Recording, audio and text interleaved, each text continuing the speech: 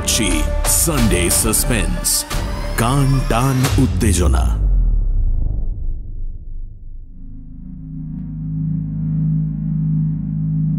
Sunday suspense ক্লাসিক্সে আজ শুনবেন সুনীল গঙ্গোপাধ্যায়ের লেখা ঘাটবাবু।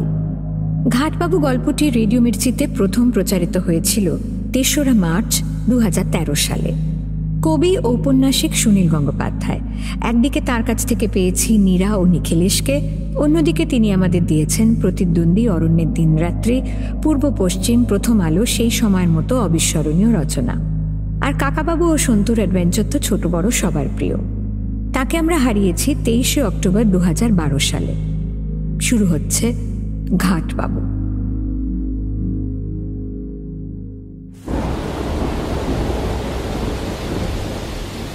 রাত কটা বাজে তা ঠিক নেই। অনেকক্ষণ ধরেই একটানা বৃষ্টি পড়ছে। ঝমঝমে বৃষ্টির শব্দ শুনতে শুনতে নেশা লেগে যায়। বাসু হালদারের ঘুম ভেঙে যাচ্ছে বারবার। একটা অস্বস্তি হচ্ছে কিরকম। দরজার বাইরে দুটো কুকুর এসে গুটিসুটি হয়ে শুয়ে কুই কুই শব্দ করছে। বাসু হালদার চেঁচিয়ে উঠল, যদিও সে ভালো করে জানে কুকুর দুটো এই সামান্য ধমক শুনে মোটেই যাবে না। এই বৃষ্টির মধ্যে যাবেই বা কোথায়? বাসু হালদার জানলা দিয়ে আকাশের দিকে তাকালো একবার। বৃষ্টি থামবার কোনো লক্ষণ নেই। আজ আর কেউ আসবে না মনে হয়। বাসু হালদার আজ সন্ধ্যের মুখেই বাড়ি চলে যাবে ভেবেছিল। সেই সময় মুখিয়া ডোমটা এক চিলিম গাঁজা সেজে এনে বলেছিল, একটু পেশাদ করে দেবেন নাকি বড়বাবু? মুখিয়ার মুখে বড়বাবু ডাকটা বড় মধুর লাগে। এই দুনিয়ায় বাসু হালদারকে খাতির করে না কেউই, শুধু মুখিয়াই তাকে ওই নামে ডাকে। মুখিয়াটাও যেন কোথায় চলে গেছে। এই সময় আরেক চিলিম গাঁজা পেলে মন্দ হতো না। বাসু হালদার এই মফস্বল শহরের ঘাটবাবু। তার কাজ হচ্ছে কেউ মরা নিয়ে এলে সার্টিফিকেট আছে কিনা দেখে নেওয়া আর মিউনিসিপ্যালিটির ২টি টাকা ফি আদায় করা। একটা পা ল্যাংড়া, জীবনে আর কোনো চাকরি জুটত না। অনেক বছর আগে রসরাজ গুহ যখন এখানকার চেয়ারম্যান ছিলেন, তখন তিনি দয়া করে বাসুকে এই কাজটা জোগাড় করে দিয়েছিলেন। সেই থেকে বাসু হালদারকে সারা দিন রাত শ্মশান ঘরের ছোট্ট অফিস ঘরটাতেই পড়ে থাকতে হয়। একটা পেট চলে যায়। এরকম বৃষ্টি বাদলার দিনে বাসু হালদার বাড়ি চলে গেলে কোনো ক্ষতি ছিল না। কেউ এলেও তাকে বাড়ি থেকে ডেকে আনত নিজের গরজে। কিন্তু মিউনিসিপ্যালিটির বর্তমান চেয়ারম্যান পঞ্চানন দাস সরকারের মায়ের এখন তখন অবস্থা, যে কোনো সময় টেসে যেতে পারে। ওরা বাড়ির মরাকে বাসি করে না, যদি এই মাঝরাত্রিরেও এসে হাজির হয়। আর তখন যদি বাসু হালদারকে না পায়। বাসু হালদার একটা বিড়ি ধরালো। চেয়ার টেবিলে বসে ঘুমোলে দোষ নেই, কিন্তু ঘুম যে আসছে না। বৃষ্টির শব্দের সঙ্গে সঙ্গে মাঝে মাঝে কুকুরের ডাক। ইস, যদি মুখিয়াটাও থাকতো এ সময়। হঠাৎ অস্পষ্টভাবে মানুষজনের আওয়াজ শোনা গেল। বলহরি হরিবলির হাঁক দিচ্ছে। তাহলে কি চেয়ারম্যান সাহেবের মা গত হলেন? আহা, কি মাতৃভক্তি চেয়ারম্যান সাহেবের! এই বৃষ্টির মধ্যেও পোড়াতে আনতে ভোলেনি। চিতা জ্বলবে কি করে সে খেয়াল নেই। যাই হোক, ওরা বড় লোক, বেশ খরচা টরচা করবে মনে হয়। বাসু হালদারের কি আর কিছু জুটবে? বাসু হালদার ঘর থেকে বেরুবার আগেই কয়েকজন লোক একটা মরার খাটিয়া ঘাড়ে করে তার ঘর ছাড়িয়ে এগিয়ে গেল চুল্লির দিকে। বাসু হালদার বুঝল, এ তো চেয়ারম্যান সাহেবের মা নয়। তাহলে সঙ্গে অনেক লোক থাকতো, অনেক চেঁচামেচি, অনেক ধুমধাম। তাহলে আর ব্যস্ততা দেখিয়ে কি হবে? সে নিজের টেবিলে গ্যাঁট হয়ে বসে থাকবে। আসুক না, ওরাই আসুক। ঘাটবাবুর অফিসে আর কোনো কর্মচারী না থাকলেও সেই তো বড়বাবু। বেশ কিছু সময় কেটে গেল, কিন্তু ওরা কেউ এলো না। আর কোনো সাড়া শব্দও পাওয়া গেল না। কৌতূহলে বাসু হালদার বেরিয়ে এলো। বৃষ্টি অকস্মাৎ ধরে এসেছে। আকাশে গুঁড়ি গুঁড়ি করে পড়ছে, তবে আর বেশিক্ষণ চলবে না বোঝা যায়। কয়েকজন লোক মরার খাটটা একপাশে নামিয়ে রেখে নিজেরাই কাঠ সাজাতে শুরু করেছে। বাসু হালদার কাছে এসে দাঁড়িয়ে বলল, কি ব্যাপার? লোকগুলো একটু চমকে উঠল। তাদের মধ্যে একজন এগিয়ে এসে বলল, ডোম টোম কাউকে দেখছি না, তাই আমরা নিজেরাই ব্যবস্থা করে নিচ্ছি। বাসু হালদার ভুরু কুঁচকে বলল, ব্যবস্থা করে নিচ্ছেন মানে? মরা রেজিস্ট্রি করতে হবে না? মরা রেজিস্ট্রি? সে আবার কি? বাহ, যে কোনো মরা এনেই আপনারা পুড়িয়ে ফেলবেন?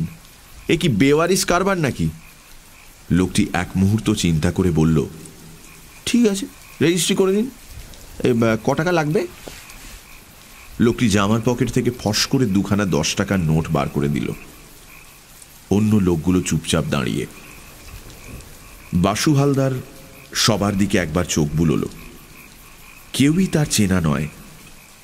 এরকম ছোট শহরে এতগুলো অচেনা লোক। বাসু হালদার মুখ ঘুরিয়ে মরার খাটের দিকে তাকালো। একটি যুবতী মেয়ের মুখখানা শুধু দেখা যাচ্ছে। শরীরটা একটা মোটা কম্বল দিয়ে ঢাকা। শ্মশানের ঘাটবাবুর দয়ামায়া থাকতে নেই। মরা দেখতে দেখতে চোখ পচে গেছে। তবু বাসু হালদার জিজ্ঞেস করল, কি হয়েছিল? কলেরা। হঠাৎ, মাত্র কয়েক ঘন্টার মধ্যে? আহা। লোকটি খুব দুঃখের ভাব দেখিয়ে ফুঁপিয়ে উঠল। তারপর 10 টাকার নোট 2খানা এগিয়ে দিয়ে বলল, নিন, বৃষ্টি ধরে এসেছে, চটপট কাজ শুরু করে ফেলি। বাসু হালদার বলল, ডোম না এলে আপনারা কি করবেন? চিতা সাজানো কি সহজ কথা? ও, আমরা ঠিক ব্যবস্থা করে ফেলব। বাসু হালদার এবার গম্ভীরভাবে বলল, কই দেখি ডাক্তারের সার্টিফিকেট। যে লোকটি এগিয়ে এসে কথা বলছিল সে একটু যেন চমকে গেল। তারপর অন্যদের দিকে তাকিয়ে বলল, কিরে, ডাক্তারের সার্টিফিকেটখানা কার কাছে রাখলি? একজন বলল, সেটা বোধহয় ফেলে এসেছি।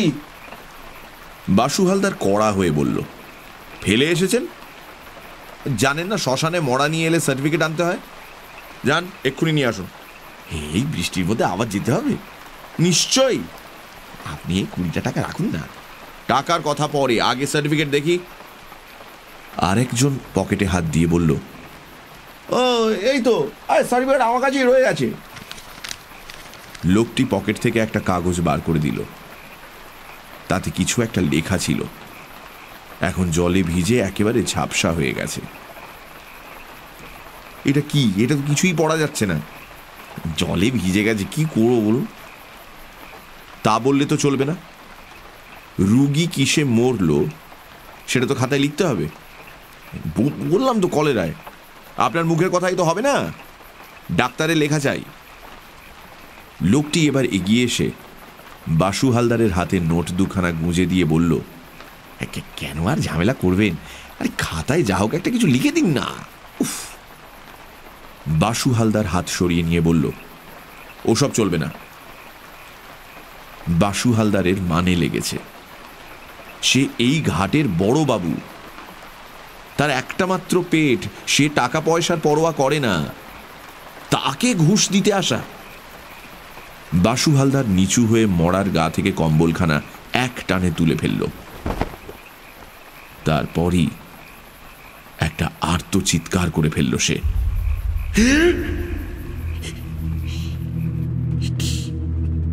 মৃত যুবতীর বুক ও সারা শরীরে জমাট বাঁধা রক্ত, বুক ও পেট ফালা ফালা করে চেরা।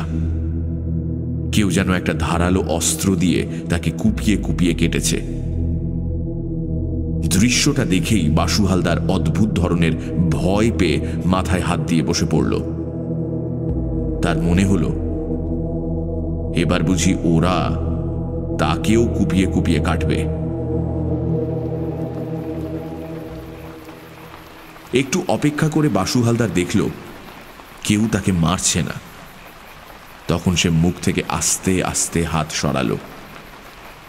তাকিয়ে দেখল আর কেউ নেই কোথাও। লোকগুলো দৌড়ে পালিয়েছে। খুনের মড়া নিয়ে এসেছিল লোকগুলো। বৃষ্টির রাতে গোপনে গোপনে পুড়িয়ে ফেলার চেষ্টায় ছিল।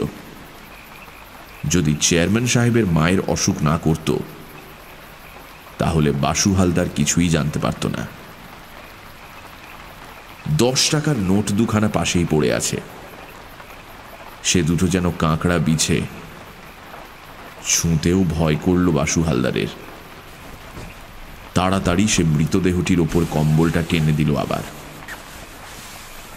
এরপরেই বাসু হালদারের ইচ্ছে হলো দৌড়ে পালাতে। এক ছুটে যদি সমস্ত চেনা লোকের জগৎ থেকে দূরে পালিয়ে যাওয়া যেত, কিন্তু এই বৃষ্টি কাদার মধ্যে ঘোড়া পায়ে সে কত দূরই বা দৌড়ে যাবে? পালাবেই বা কোথায়? তাছাড়া পালাবে কেন? সে তো কোনো দোষ করেনি। আর মুখিয়াটাও যদি এই সময় থাকতো। এখন বাসু হালদারের কর্তব্য হচ্ছে পুলিশে খবর দেওয়া। খুনের মড়া কারা এসে ফেলে রেখে গেছে শ্মশানে, পুলিশই এখন এর দায়িত্ব নিক।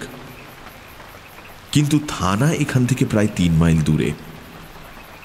এই দুর্যোগের রাতে 3 মাইল রাস্তা সে যাবে কি করে? এখান থেকে 1/2 মাইল হেঁটে গেলে কেষ্টপুরের মোড় থেকে রিক্সা পাওয়া যায়। তবে এত রাতে সেখানে কোন রিক্সাওয়ালা বসে থাকবে? কি যে করা যায় এখন? ভয় ভাবনায় বাসু হালদার ঠক ঠক করে কাঁপতে লাগলো।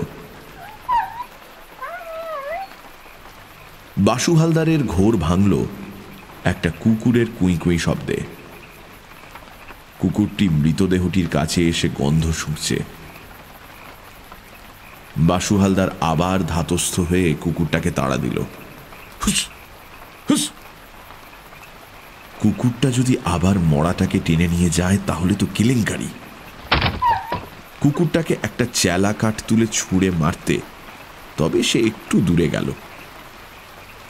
শ্মশানে বাসু হালদার অনেক রাত একা কাটিয়েছে, কিন্তু কোনোদিন তার এমন ভয় হয়নি। মৃতদেহটির দিকে আরেকবার তাকালো। শুধু মুখখানা দেখে কিছুই বোঝা যায় না। ফুটফুটে একটি যুবতীর মুখ, যেন একবার ডাকলেই জেগে উঠবে।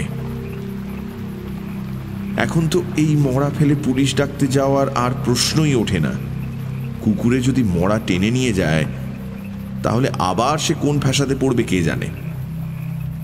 যে লোকগুলো মৃতদেহটি এনেছিল তারা সবাই অচেনা।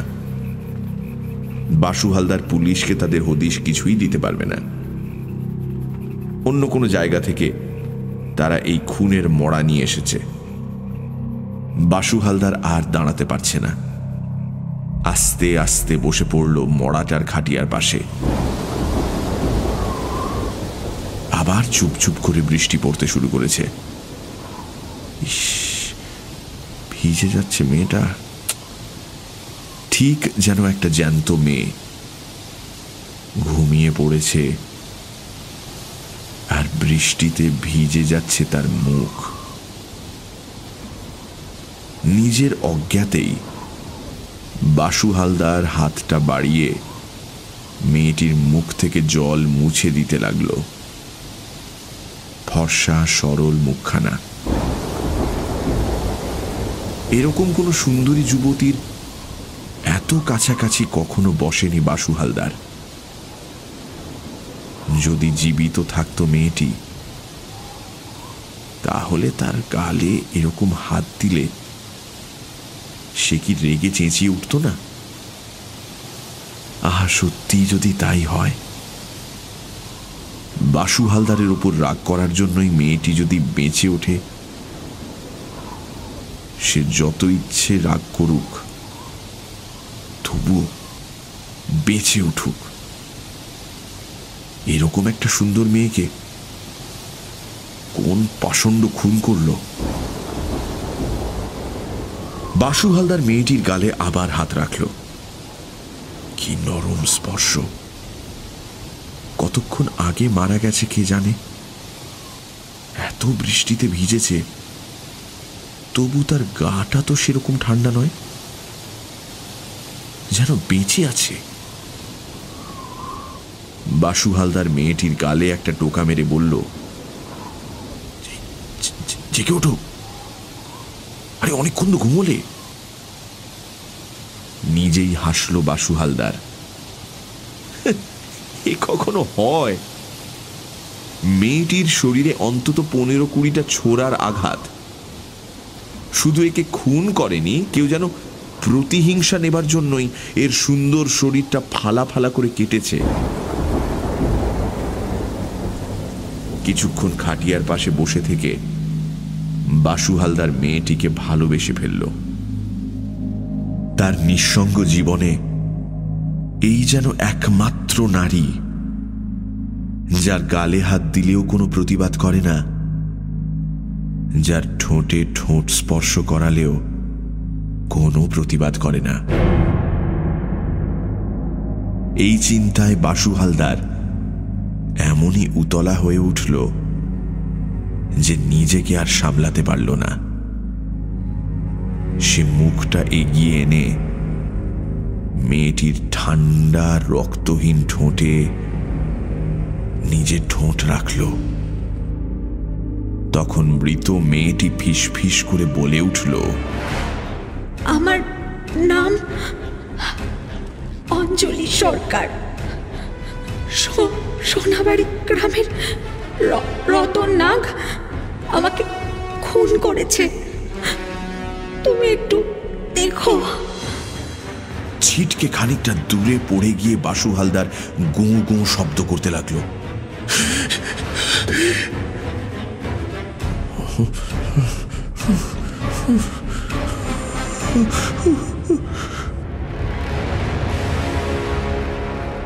অজ্ঞান হয়ে গেল অবিলম্বেই।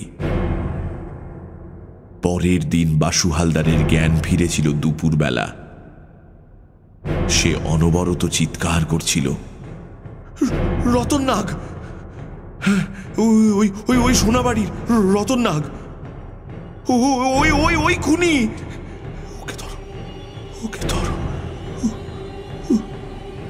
পুলিশ রতন নাগকে গ্রেপ্তার করে তাকে দিয়ে স্বীকারোক্তি আদায় করবার পর বাসু হালদার সম্পূর্ণ সুস্থ হয়।